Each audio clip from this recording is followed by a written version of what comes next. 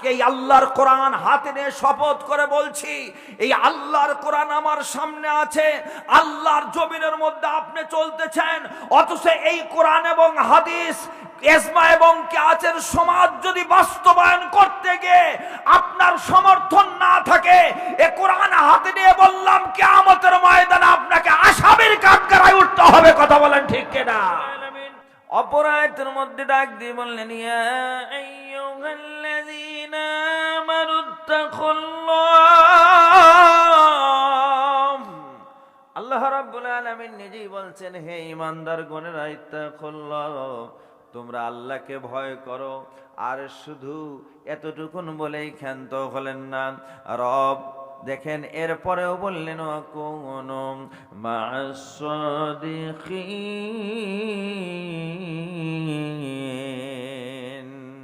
আল্লাহ সূরা তাওবার মধ্যে আয়াত নাম্বার 119 এখানে বললেন, কুনু মা'আস সাদিকিন।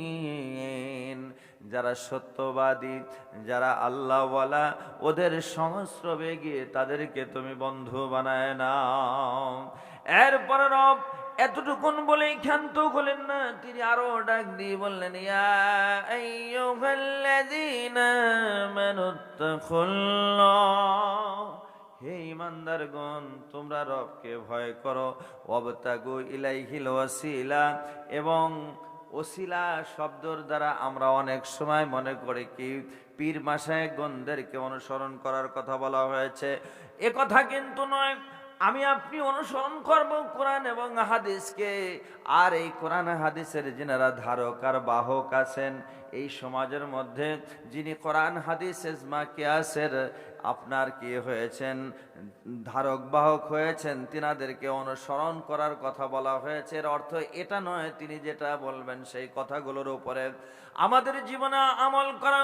যেহেতু আমার জীবনকে পরিচালনা করার জন্য রব নিজেই বললেন, লাস্ট প্রেসক্রিপশন দা হোলি কোরআন, শেষ উপদেশ যেটা রব আমাদের জন্য দিয়ে দিয়েছেন সেটাই হলো কোরআন। ও মুসলমান, আজকে আমাদের সমাজের মধ্যে কোরআন আছে, কিন্তু এই কোরআনের কোন রকমের আমাদের আমল নাই। কোরআন আমাদের কাছে কেন এসছে, কি জন্য আসছে, উদ্দেশ্য কি? মুসলমান হিসাবে কোরআনের প্রথম থেকে নিয়ে শেষ পর্যন্ত তর্জমা করে এখানে কি আদেশ নিষেধ আছে একটা বারও আমরা কেউ চিন্তা করি নাই। অথচ দেখেন সামান্য আজকে এই যে মাত্র শাবান মাসের আজকে শেষের দিকে চলে এসেছি, আর 2টা দিন পরেই যে রমজান আসবে। রব বললেন রমজানের প্রথম অক্ষর রম, রহমতের প্রথম অক্ষর র, রহিমের প্রথম অক্ষর র, রবিউল আউয়ালের প্রথম অক্ষর র, রজবের প্রথম অক্ষর র। এরকম করে আমার আল্লাহ 42টা শব্দ দিয়ে বুঝায় দিল, বান্দারে শুনে নাও। এই রমজান কথাটি রব কুরআনুল কারীমের মধ্যে দিয়ে জানায় দেন, শাহরু রমাযান আল্লাযী উনজিলা ফীহিল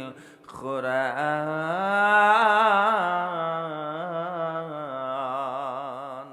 আল্লাহু আকবার, মুখ দিয়ে বের হয় না যে শাহরু রমাযান আল্লাযী, এমন একটি মাস আমাদের সামনে আসছে। এই মাস আসার কারণে আল্লাহ পাক কি করলেন, প্রত্যেকটা মানুষকে ডাক দিয়ে বলছে যে তোমাদের উপরে যে রমজান মাস আসছে, এই রমজানের মর্যাদা কতটুকুন। এক রমজান থেকে আরেকটি রমজান পর্যন্ত তোমার জীবনের যত গুনাহ আছে সমস্ত গুনাহগুলো মাফ হয়ে যাবে। সুবহানাল্লাহ। তো এই যে রমজানে গুনাহগুলো মাফ হলো, আমার আপনার জন্য কত বড় সৌভাগ্য। এই গুনাহগুলো মাফ কাদের জন্য হবে? আমি একটুবার যদি চিন্তা করি যে হুজুর গুনাহ মাফ হয়ে গেল, কিন্তু সব গুনাহ কি মাফ হয়ে যাবে? আল্লাহ তাআলার হাবিব তিনি বলেছেন রমজানটাকে 3 ভাগে ভাগ করে দেওয়া হয়েছে। বান্দা, তুমি যখন রহমতের মধ্যে শামিল হয়ে যাবা, তখন তোমার যত রকমের গুনাহ থাকুক না কেন, ছুটছাট যে গুনাহগুলো থাকবে, মাগফিরাতের মধ্যে আল্লাহ তাআলা সে সমস্ত গুনাহগুলো মাফ করে দিয়ে দিবেন। সুবহানাল্লাহ। এখানেই কিন্তু ক্ষান্ত নয়, অনেকেই আবার বস্তা গুছাইতে চায়। আমরা প্রত্যেকেই কিন্তু অ্যাসেট করি, প্রতি মাসে যা ইনকাম করি কিছু টাকা পয়সা রেখে দেই। রব এটাও বললেন, বান্দা তোমার জন্য যে অ্যাসেট সেটা হলো ভবিষ্যতের জন্য। সবে কদরের লাস্ট একটা রাত যদি কেউ ইবাদত করে তাহলে 83 বছর 4 মাস ইবাদত করার সওয়াব তার আমলনামায় দিয়ে দেওয়া হয়। সুবহানাল্লাহ। এই সুবর্ণ সুযোগটি আসছে আমাদের সামনে। এখন বড় পীর আব্দুল কাদের জিলানী রহমতুল্লাহ আলাইহি তিনি বলেছেন, সবে কদর তোমরা তো শুধু ওই রমজান মাসের শেষ তারিখে 27 তারিখে গিয়েই তালাশ করো।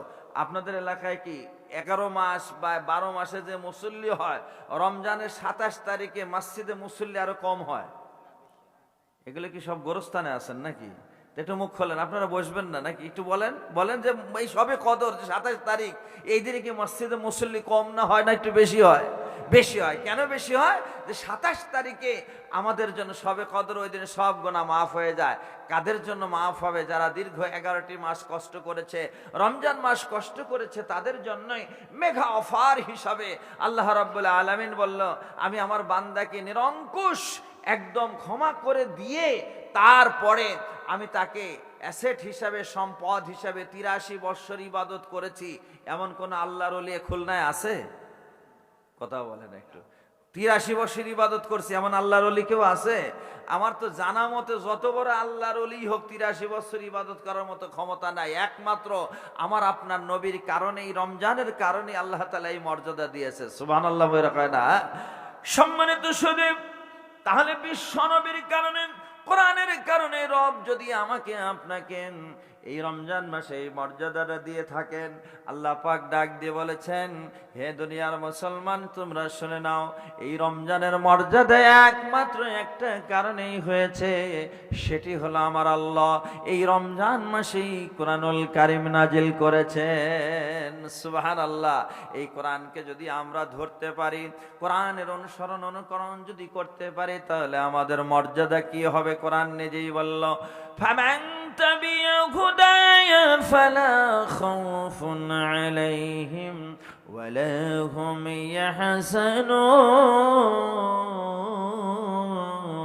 ইয়াহজানুন। আল্লাহু আকবার। আল্লাহ তাআলা নিজেই বললেন যে যারা তাবিয়া অনুসরণ করিতেছে এবং করিবে, মোজারে সিগা প্রেজেন্ট এন্ড ফিউচার, বর্তমান ভবিষ্যৎ দুই কালের অর্থই এখান থেকে উঠবে। যেহেতু নিজেকে চার্লস ডারউইনের থিওরি অফ ইভলিউশন, নিজেকে অনেকেই পণ্ডিত মনে করি, অনেকেই শিক্ষিত মনে করি। আমার আপনার জ্ঞান কতটুকু আছে?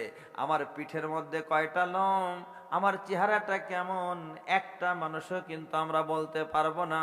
আমার আল্লাহ নিজে ডাক দিয়ে বলল, বান্দারে তোমার মাথার চাঁদি থেকে পায়ের তালু পর্যন্ত বিজ্ঞান এখানে বলেছে, একটা মানুষকে তৈরি করতে গিয়ে তুমি বিলিয়ন বিলিয়ন ডলার যদি ইনভেস্ট করো, প্রত্যেকটা অঙ্গ প্রত্যঙ্গ তৈরি করতে পারবে, কিন্তু মানুষের রুহু তৈরি করতে পারবে না। এই রুহুটা এত মূল্যবান, আর এই হৃদয় থেকে যখন রুহুটা বের হয়ে চলে যাবে, মানুষ কোথায় চলে যাচ্ছে? আহা, এই যে মসজিদের মধ্যে পালকিটা রেখে দিয়েছেন, খাটিয়াটা রেখে দিয়েছেন, এটা দেখেই আমার মনে পড়ে গেল যে মানুষ কই যায় রে দুনিয়া সারিয়া, মসজিদের পালকি লয়া দুলা দেয় সাজাইয়া, মানুষ কই যায় রে। এই সাদের সংসার, ছেলে মেয়ে, ঘর বাড়ি সব কিছুকে ছেড়ে একাকী নিঃস্ব হয়ে যেদিন খাটিয়ার মধ্যে আমি আপনি রওনা দিয়ে কোথায় চলে যাচ্ছি একটা বারও ভাবলাম না। শুধু অত দূরেই নয়, এই মানব দেহের ভিতরে, খাসার ভিতরে অচিন পাখি কেমনে আসে যায়। একটা মানুষ টোটালি যদি কমপ্লিট ম্যান আমি আপনি হতে চাই, পরিপূর্ণ মানুষ হতে চাই, আমার মাথার চাঁদি থেকে পায়ের তালু পর্যন্ত যদি আমি রাসূলের আদর্শ দিয়ে না সাজাইতে পারি, তাহলে আমি আপনি যত বড় পীর, যত বড় আল্লাহর ওলির দরবারে যাই না কেন, আমার আপনার দ্বারা কোনোদিনও ওই কবর জগৎ পাড়ি দেওয়া সম্ভব হবে না। ফার্স্ট ইমিগ্রেশন, প্রথম নাম্বার যেটি হলো কবর, এই কবর থেকে মুক্তি পাওয়ার জন্যই রাসূল করিম সাল্লাল্লাহু আলাইহি সাল্লাম বলেছেন, হে আমার সাহাবায়ে কেরাম এবং উম্মতরা, তোমরা শুনে নাও, আমি রাসূল কিয়ামতের ময়দানে তোমাদের জন্য সুপারিশ করতে পারবো, কিন্তু এই কবরের মধ্যে আমি কোনো সুপারিশ করতে পারবো না। স্বয়ং নবীজি তিনিও সেখানে আমার আপনার জন্য সুপারিশ করতে পারবে না। সম্মানিত সুধী, আমরা রাসূল করিম সাল্লাল্লাহু আলাইহি সাল্লামকে কতটুকুন ভালোবেসেছি, আল্লাহ রসুলকে কতটুকুন ভালোবেসেছি, আমার মাথার চুলটা রসুলের আদর্শ মতো কাটতে পারি নাই। মেসি, তারপরে কি আপনার বিভিন্ন খেলোয়াড়, নায়ক নায়িকা, তাদের যে কাটিং, এরকম কাটিং তো খুলনার ইয়াংরা দেয় না নাকি? কি বুঝতে পারছেন তো নাকি? যে আমি মেসি, নেইমার, তাদের কাটিং দেখবেন সেলুনের মধ্যে সুন্দর করে ছবি দেওয়া আছে, ওই কাটিং গুলো নেয়। মেসি নেইমারের চাইতে রসুলের মর্যাদা কম। যারা কইলেন না তারা মনে হয় মেসি দুলা ভাই লাগে নাকি? একটু কথা বলেন না কেন? মেসি নেইমারের চেয়ে রসুলের মর্যাদা কম? মুসলমানের মুখ দিয়ে কথা বের হবে না, কারণ মুসলমান তো রাসূল সাল্লাল্লাহু আলাইহি ওয়াসাল্লামকে ওই রকম হৃদয় দিয়ে ভালোবাসে না। আজকে বড় আফসোস যে কার আদর্শ গ্রহণ করতেছেন, আজকের সমাজ ব্যবস্থায় কাকে আপনি আপনার নেতা হিসাবে নির্বাচন করলেন? একটাবার বিবেকের কাছে প্রশ্ন করেন। আজকে আমরা যে পীর সাহেবের কাছে যাইতেছি, পীর হিসাবে যাকে আপনি সিলেক্ট করলেন, 1800 একটা পীর সাহেব আছে, দেখবেন একে দাড়ি মোছ সব একেবারে ক্লিন শেভ করা। এই দাড়ি মোছ ক্লিন শেভ করা ইনি যদি পীর সাহেব হয়, তাহলে সেই মুরিদের চরিত্রটা কেমন হবে? কি কথা বলে না কেন? কি ভুল বললাম নাকি? বলেন, আজকে আপনি যাদেরকে নির্বাচন করলেন পীর সাহেব হিসাবে, সেই পীর সাহেবের চেহারার দিকে একটু তাকায়েন যে কত বড় আল্লাহর ওলি। কি কথা বলে না কেন? যার বাংলাদেশের সর্বোচ্চ শিক্ষাগত যোগ্যতা নাই, অ্যারাবিক বলেন, জেনারেল বলেন, কোনো শিক্ষাগত যোগ্যতা নাই, অথচ আপনি যাদের উত্তরসূরি মনে করলেন, রাসূল করিম সাল্লাল্লাহু আলাইহি সাল্লামের চাইতে বড় উত্তরসূরি কেউ আছে? আস্তে কথা বললেন কেন? কথা বলেন আছে কিনা? তা যদি না থেকে থাকে, আজকে এই আল্লাহর কোরআন হাতে নিয়ে শপথ করে বলছি, এই আল্লাহর কোরআন আমার সামনে আছে, আল্লাহর জমিনের মধ্যে আপনি চলতেছেন, অথচ এই কোরআন এবং হাদিস, ইজমা এবং কিয়াসের সমাজ যদি বাস্তবায়ন করতে গিয়ে আপনার সমর্থন না থাকে, এই কোরআন হাতে নিয়ে বললাম, কিয়ামতের ময়দানে আপনাকে আসামির কাঠগড়ায় উঠতে হবে। কথা বলেন ঠিক কিনা?